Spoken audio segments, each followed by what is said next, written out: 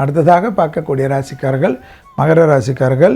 7.5 சனியில் இருந்த மகர ராசிக்காரர்களுக்கு பரிபூர்ண நிவர்த்தி. 2ஆம் இடத்திலிருந்து சனி 3ஆம் இடத்துக்கு போகிறார். உங்கள் ராசிநாதனே சனிதான் என்பதை ஞாபகத்தில் வைத்து கொள்ளுங்கள். மகர ராசிக்காரர்களுக்கு அற்புதமான காலகட்டம்.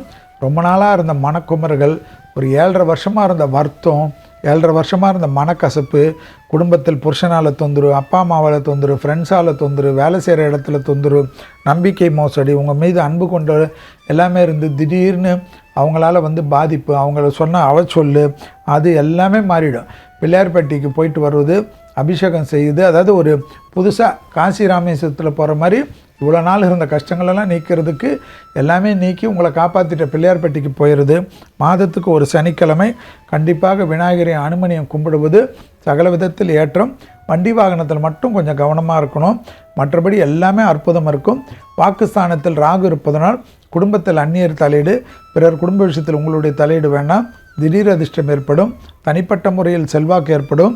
யோகபலத்தை அதிகமாக பெறக்கூடிய ராசிக்காரர்கள் மகர ராசிக்காரர்கள். நரம்பு சம்பந்தப்பட்ட உபத்திரத்தில் மட்டும் கவனமாக இருக்கணும். தொழில் மாற்றம், உத்தியோக மாற்றம், வியாபார மாற்றம், படிப்பு மாற்றம், அடிமை தொழிலிருந்து தனிப்பட்ட தொழில் வருவது, தாய் தந்திரை சந்திக்காமல் இருந்த மகர ராசிக்காரர்கள் சந்திக்கக்கூடிய பிராப்தம் ஏற்படுது.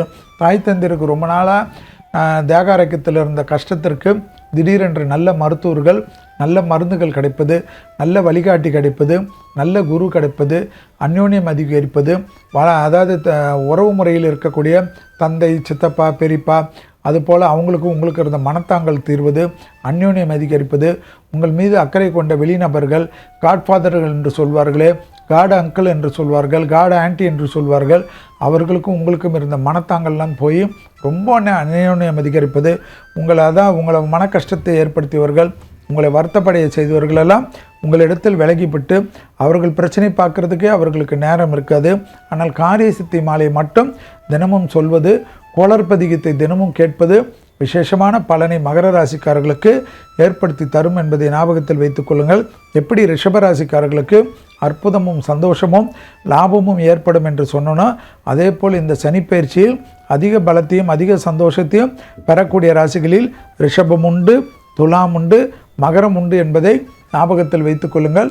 எனவே மகர ராசிக்காரர்கள் சுறுசுறுப்புக்கு பங்கமில்லாமல் பார்த்துக்கொள்ளுங்கள்.